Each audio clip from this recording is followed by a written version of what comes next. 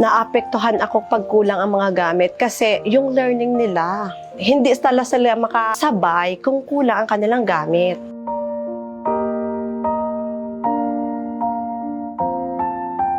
Ang mga natanggap po ng mga bata ngayon, sobrang blessed po ang mga bata. Yung bag, mga school supplies, at isa pa doon ang napaka-importante ay ang raincoat.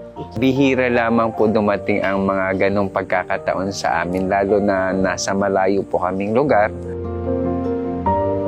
Bilang magulang po, nakakatulong po sa amin ang ganitong programa, lalo na po sa mga kagaya namin na malayo sa bayan, nasa isla po kami. Yung mga binibigay po sa aming mga school supplies na ganito, halimbawa po na in case na lumakas yung alon at nabasa po yung mga school supplies nila, may pampalit po kami agad-agad, kahit hindi po kami makababa ng bayan.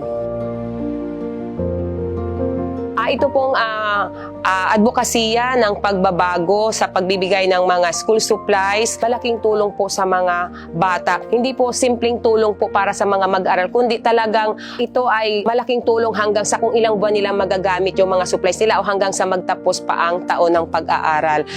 Nakikita niyo po ngayon ang mukha talaga ng mga bata, ang sorpresa sa kanilang mga mukha, ang tuwa. Isa kayo doon sa tumugon ng kanilang mga needs po. Alam ko, siguradong mapupurso ang mga bata na sila ay pumasok dahil meron silang mga gamit. Isa kayo sa mga alulod sa kanilang magandang kinabukasan. Kaya nga po, nagpapasalamat po kami na ng pakarami kasi kahit kami po ay malayo, naaabot po kami ng tulong na galing po sa Office of the Vice President.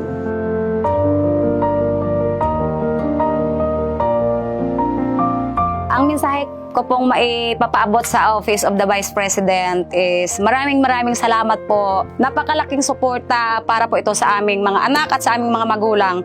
Sana po magtuloy-tuloy pa po ang pamimigay ng mga ganitong uri ng mga advokasya sa mga mag-aaral at nabibigyan po ng pagkakataon ang ating mag-aaral na talagang sila ay nabibigyan ng pansin, ng atensyon. Sana po pagpalain pa po ng mas marami at marami pa po ang matulungan ng mga batang mag-aaral ng mga kabataang Pilipino.